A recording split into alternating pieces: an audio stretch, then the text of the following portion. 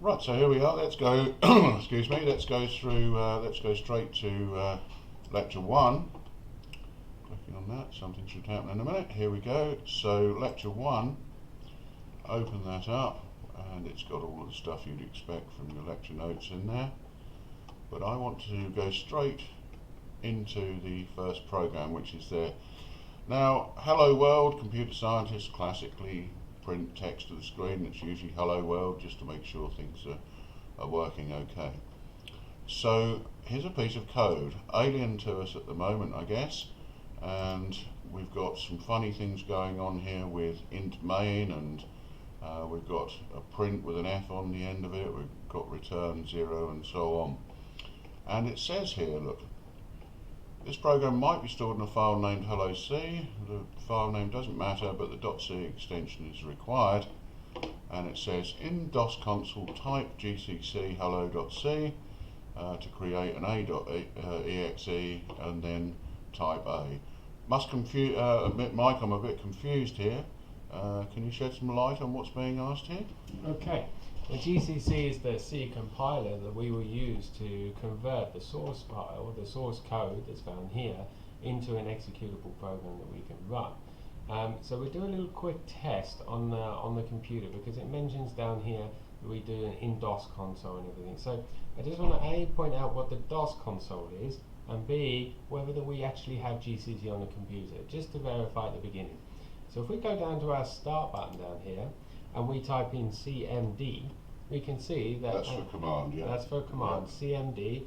That brings up this option here of a command prompt. Yeah, there's other ways of finding it as well, but that's the easiest one.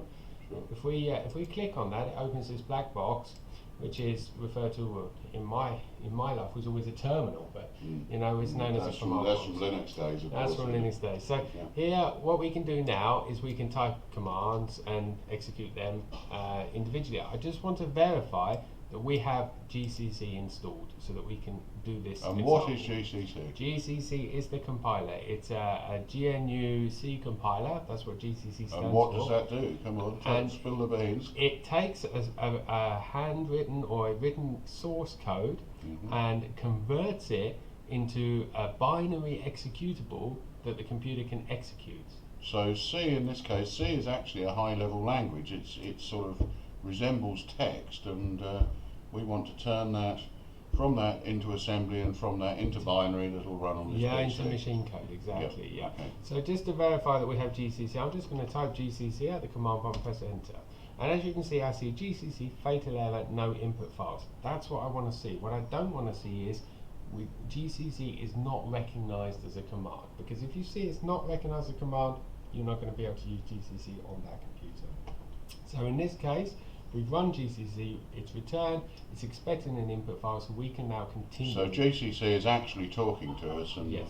It's not happy with things as they stand at the moment. No, we need to pass it. It's saying, well, where's the source code that you want me to Where's work the with? file you want me to compile? Okay. Which I think is what we're going to do now. So we're going to move this piece of source code here into a file, into a directory, and then use the command prompt, use GCC to compile that source code and give you the output as described in this slide here.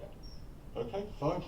So I think what I'm going to try and do now, Mike, is I'm going to try and open a file that I can put this code into. So we're sort of working in between windows, and a bit like you would have done in the old-fashioned DOS days, but what we can do is we can go into the Windows part where we can browse through the files and so on, and I should really do things in documents. We need some kind of consistency. So inside documents, I'm going to create a directory that I'm going to call, unimaginatively, my C code. You can call yours whatever you want. And inside my C code, I've been asked to create a file. What did it called? hello.c. Now, how can I create? So I've gone into the directory here. Look, so my C code. How can I actually create that file hello.c?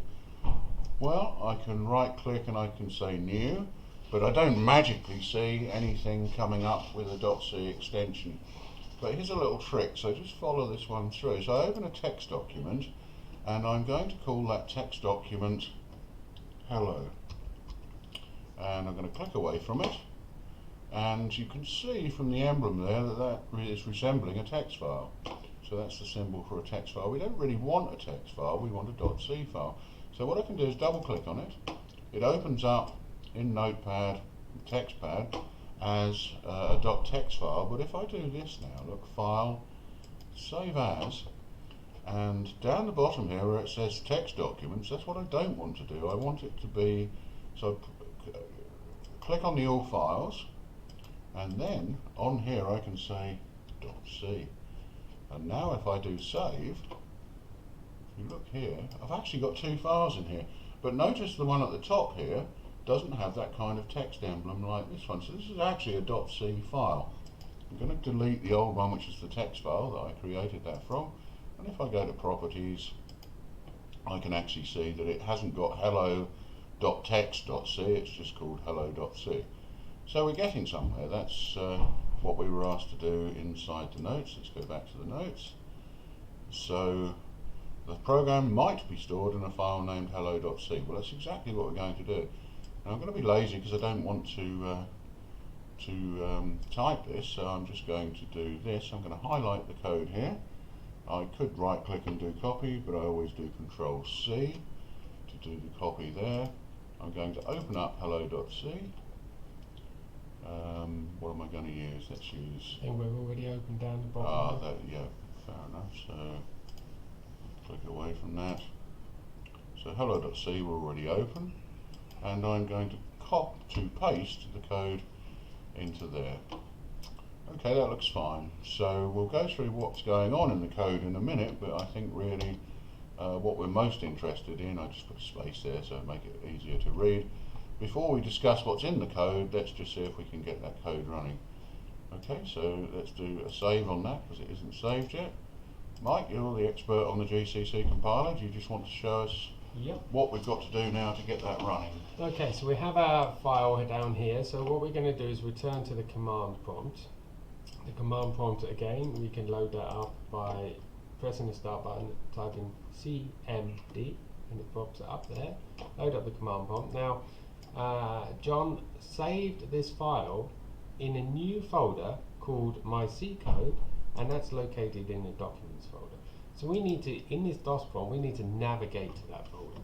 So what we're going to do is if we do dir, which lists the directory, right, we can see that we documents have documents down here. Yep.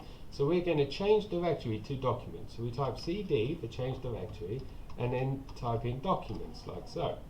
We press enter. Now we've traversed into the documents directory. Again, we can list the contents, and we can see that we have a folder within our documents directory, which is a directory called My C Code. So again, let's change the directory to My C Code, and then we press enter, and now we're inside the My C Code directory. So we list the contents, and we can see that we have one file. There it is, called 126 bytes. Look. Now, if we look back at our lecture notes, it explains that if we type gcc hello.c at the command window, we will create an executable called a.exe. Let's try that. I'm excited, let's see that working. So we type gcc, and then we type hello.c, and then we press enter. Okay, and now we have some issues.